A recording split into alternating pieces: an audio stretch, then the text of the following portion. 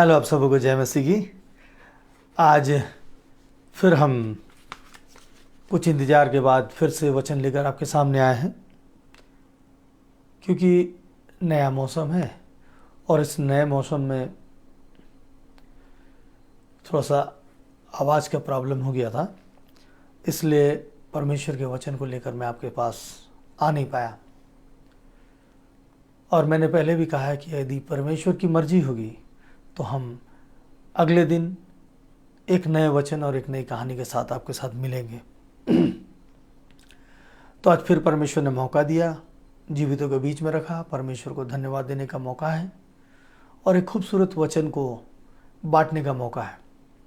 और आज का एक ऐसा वचन है जो बड़ा ही आनंददायक वचन है।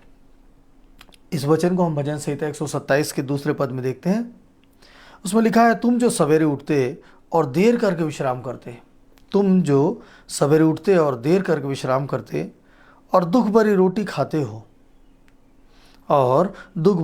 खाते हो यह सब तुम्हारे लिए व्यर्थ है। यह सब तुम्हारे लिए व्यर्थ है, क्योंकि वह अपने प्रियों को यूं ही नींद प्रदान करता है। अब परमेश्वर का प्रिय अगर है तो यूं ही नींद उसको प्रदान करता है। कहने का मतलब है यूं ही शांति उसको प्रदान करता है, यूं ही चैन उसको प्रदान करता है। लेकिन यदि हम सवेरे उठते हैं, देर तक विश्राम करते हैं और दुख भरी रोटी भी खाते हैं और यह सब जो करते हैं यह सब हमारे लिए व्यर्थ है, तो ये जो है वो परमेश्वर का प्रियजन नहीं कहलाता है। परमेश्वर का प्रियजन बनने के लिए हमें क्या करना चाहिए, अपने जीवन में हमें क्या करना चाहिए, कैसे करना चाहिए, कैसा जीवन जीना चाहिए, ये बाइबल हमें सिखाती है। और यही एक पीढ़ी से दूसरी पीढ़ी तक शिक्षाएं जाती हैं। हमने अभी इन दिनों में कई प्रकार के कामों को देखा है जो इन दिनों में खासकर हमारे छत्तीसगढ़ में चल रहा है। धार्मिकता को लेकर कई सारी बातें चल रही हैं और ये हम पीढ़ी से पीढ़ी तक आगे क्या दे जाते हैं। आइए हम एक प्रसिद्ध धावक के बारे में जानते हैं। केनिया का एक प्रसिद्ध धावक अबेल मुताई जो है, ये जब दौड़ में भाग ले रहे थे, ये बहुत तेज धावक, और जब ये तेजी से दौड़ रहे थे उस इनाम को पाने के लिए, उस अवार्ड को पाने के लिए, उस मेडल को पाने के लिए, और ये सबसे बहुत आगे निकल चुके थे, बहुत ज़्यादा आगे। उनके पीछे दूर दूर तक कोई नहीं था। लेकिन क्या होता है, इनको एक गलतफहमी हो जाती है कि उन्होंने लाइन क्रॉस कर लिया और ये अपने दौड़ को समाप्त कर लेते हैं। उनके पीछे स्पेन का एक धावक था, उसका नाम है इवान फर्नांडिस। वो धावक देखता है कि वो काफ़ी पीछे है, फिर भी देखता है कि ये कैसे रुक गया, शायद इनको गलतफहमी हो गई है। तो वो उनको आवाज़ देता है कि और आगे दौड़ो, लाइन नहीं पहुंची है। लेकिन वो स्पेनिश भाषा में बोलता होता है। तो ये जो है केनियाई जो धावक है अबेल मुताई, ये उसकी भाषा को समझ नहीं पाता है और ये अपने दौड़ को वहीं रोक लेता है। तब ये चिल्लाता है और वो समझ नहीं पाता है। फिर ये क्या करता है, उसे धकेल के वो लाइन क्रॉस करा देता है। और लाइन क्रॉस कराने के कारण वो जो केनिया का जो प्रसिद्ध धावक है अबेल मुताई, वो फर्स्ट आ जाता है। और स्पेन का जो धावक है इवान फर्नांडिस, ये धावक जो है सेकंड आता है। तो कुछ लोग बहुत नाराज़ होते हैं, उसके देश के लोग नाराज़ होते हैं और उसके पास कई पत्रकार भी सवाल पूछने लगते हैं कि जब तुम फर्स्ट आ सकते थे, तुम प्रथम आ सकते थे, क्योंकि वो जो मुतई है वो रुक चुका था, तो तुमने उसको धकेल के पार क्यों किया, तुमने उसे फर्स्ट आने क्यों दिया। तो ये जो इवान है, इवान का कहना होता है कि ये अधिकार उसका था, ये इनाम उसका था और वो हम सबसे काफ़ी आगे थे और ये हम उनको पार कर ही नहीं सकते थे। लेकिन उनको एक मिसअंडरस्टैंडिंग हो गई, जिसके कारण मुझे उनका हेल्प करना पड़ा, मदद करना पड़ा। और यदि मैं जीत जाता तो मैं अपने आप को उस इनाम के हकदार के रूप में कभी जीवन भर कभी नहीं समझता। मैं अपने आप को कभी प्रथम आया हूं नहीं समझता, क्योंकि मेरा जीत जो होता वो धोखे की जीत होती। और मेरी माँ ने हमें शिक्षा दी है, मेरी माँ ने हमें संस्कार दिया है कि हम जो करते हैं, हमारी बातें एक पीढ़ी से दूसरी पीढ़ी तक जाती है, हमारी शिक्षाएं एक पीढ़ी से दूसरी पीढ़ी तक जाती है। और मेरा मानना ये है कि मैं एक ऐसी दुनिया देखना चाहता हूं कि हम एक दूसरे की मदद कर सकें, हम एक दूसरे की सहायता कर सकें, हम किसी की कमजोरी का फायदा नहीं उठाएं, हम एक दूसरे की सहायता करें, मदद करें, और हम एक अच्छी पीढ़ी को नया जन्म दें, ना कि मेरे मेरे मेरे करते हम अपने नींद को खराब कर दें। तो ये प्रियजन है ना परमेश्वर का प्रियजन धार्मिक होने से नहीं होता है, व्यवहारिक होने से होता है। धार्मिक होने से नहीं होता है, व्यवहारिक होने से होता है। क्या लिखा था, हमने क्या पढ़ा था कि तुम जो सवेरे उठते और देर करके विश्राम करते और दुख भरी रोटी खाते हो, यह सब तुम्हारे लिए व्यर्थ है, क्योंकि वो अपने प्रियों को यूं ही नींद प्रदान करता है। तो परमेश्वर का प्रिय बनने के लिए हम यूं ही नींद को पा जाते हैं, मतलब शांति को पा जाते हैं, आनंद को पा जाते हैं। और ईवान संतुष्ट हुआ, अपने जीवन से संतुष्ट हुआ, क्योंकि उसने एक पीढ़ी से दूसरी पीढ़ी के लिए एक अच्छा संदेश दिया, पत्रकारों को उसने जवाब दिया। और आज मैं और आप उस व्यक्ति के बारे में सुन रहे हैं, जान रहे हैं। अब यहाँ बात आती है कि हम अपने लोगों के बीच में, हर एक पंथ के लोगों के बीच में कर्म को बहुत महत्वपूर्ण स्थान देते हैं, और कर्म करते हैं, गरीबों को भोजन खिलाते हैं, दान करते हैं, चढ़ावा चढ़ाते हैं, और उससे हम ये सोच लेते हैं, ये विचार करते हैं कि नहीं, ये सब काम करने से हमें पुण्य मिलेगा। सही है, पुण्य मिलेगा। प्रकृति हमको सिखाती है, परमेश्वर जो प्रकृति से हमको जो बाइबल देते हैं, बाइबल की शिक्षाएं देते हैं, इसमें दान के विषय में बताया गया है। यहाँ पे देखिए कैसे दान दिया गया था, और प्रकृति हमें दान के बारे में क्या सिखाती। कर्म और दान, इस व्यक्ति ने कर्म भी दिया, कर्म भी किए और दान भी दिया, आगे पीढ़ी के लिए दान भी किया। तो ये कर्म और दान को हम समझते हैं। कर्म और दान क्या है? हम ये जो गरीबों को भोजन खिलाते हैं, कपड़े बांटते हैं, तो इससे हम ये समझ जाते हैं कि हमने जो कर्म किया है उसका फल हमें मिल जाएगा, और एक हम अच्छे स्थान को पाएंगे, स्वर्ग स्थान को पाएंगे, परमेश्वर हमसे संतुष्ट होगा। तो प्रकृति से हम सीखते हैं। देखिए, प्रकृति में परमेश्वर ने सिखाया है कि अगर हम किसी फसल को लगाते हैं तो उस फसल के लिए हमें उस ज़मीन को जुताई करना पड़ता है, या उस मिट्टी को हमें नरम करना पड़ता है, खुदाई करना पड़ता है, उस मिट्टी को पलटना पड़ता है,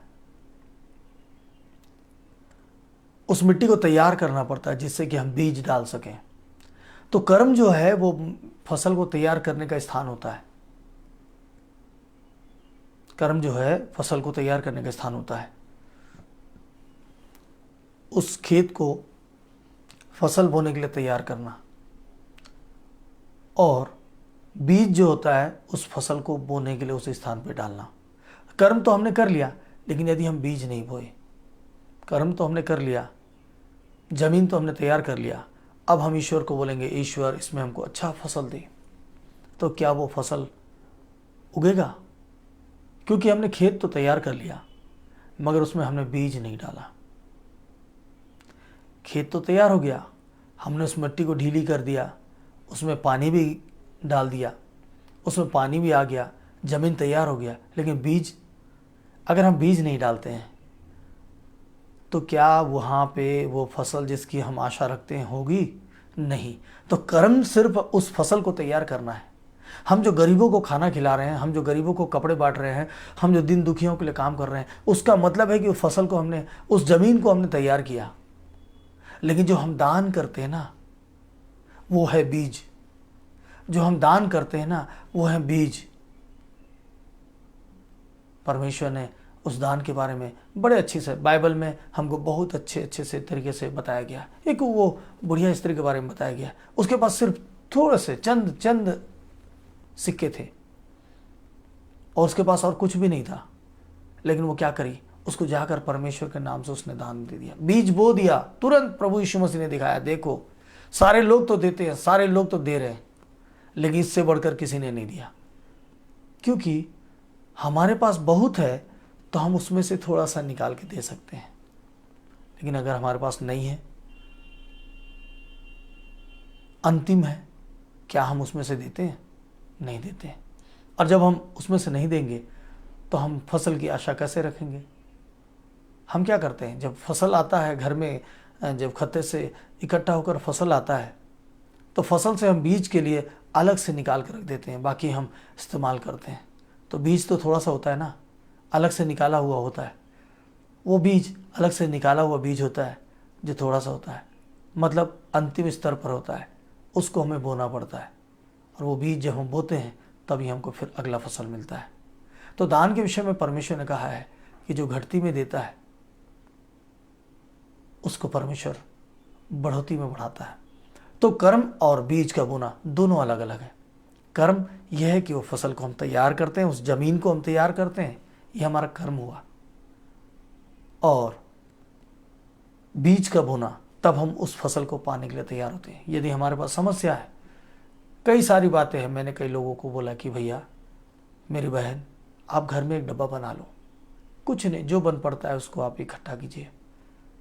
परमेश्वर के राज्य के लिए हम अगर बीज बोएंगे, परमेश्वर उस बीज को देखता है, उससे आपको फलवंत करेगा, आपको फिर आपके समस्या से बाहर निकालेगा। और हमने ये देखा है, और आप भी करके देखिए। तो आज हमने कर्म और बीज दोनों को समझा है। जिस प्रकार से हमने देखा कि अबेल मुताई को इवान फर्नांडिस ने उसके मंजिल तक पहुंचाया। उसने उसके साथ धोखा नहीं किया, उसने एक विचारधारा रखा कि हम अगले पीढ़ी को क्या दे सकते हैं। तो याद रखिए, हम जिस भी पंथ से हों, लेकिन हम अगले पीढ़ी को क्या दे रहे हैं?